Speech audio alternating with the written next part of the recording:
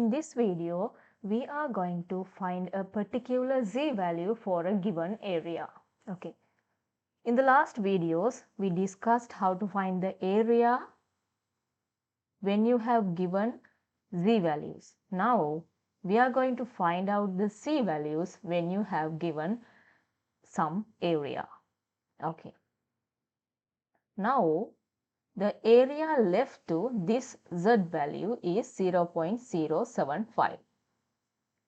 What we have to do is we have to find out this value in this table. Okay, let's look at that one. 0.075. 0.0, this is the value that is close to 0.075, right? 0.07636, that is far away from 0.075. So you have to select this one. So z value for that area is this. Therefore, the c value for the given area is minus 1.44. Here, because they have given you a left side area, you can directly go to the table and take the z value. Let's look at another example. That is where we have given the right side area.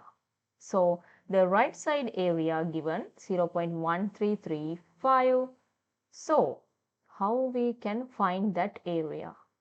Because the table only supports for the left side area values, you can reduce the given area from 1 and then take the area. The area, if you reduce 1 minus, if you do the calculation 1 minus 0.1335, you will end up with 0.8665. Okay. Now, this value is something going to be in the standard normal distribution. Why? It is the area left to this z value. Always the table supports for area left to the some z value. So, go to the table and find out what is the value, what is the z value for this one. Now, you should know that because they have mentioned the given z value, that is right to the mean. You know that the middle here, the middle is the mean, that is 0. Then this z value should be a positive value, right?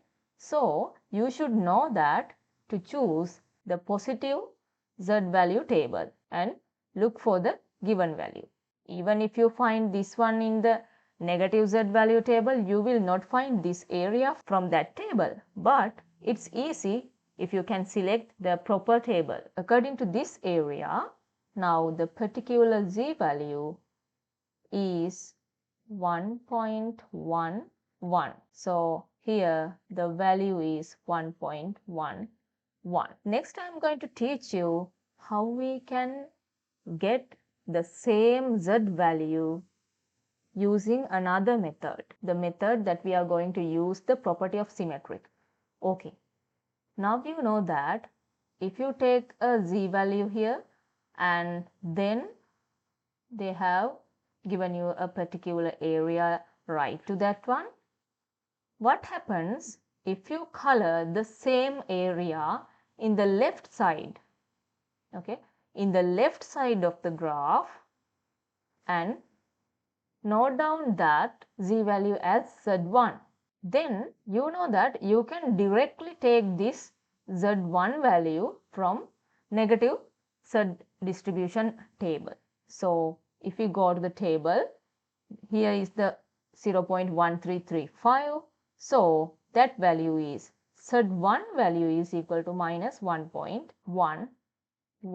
Because of the symmetry, you know that this z value should be the positive value of this one, right?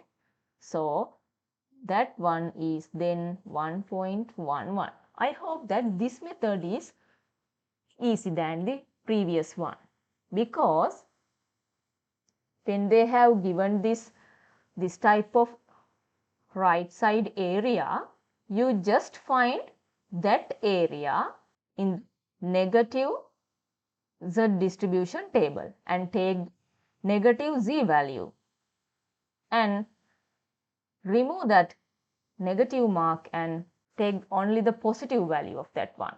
That means remove this negative mark when you get the z value.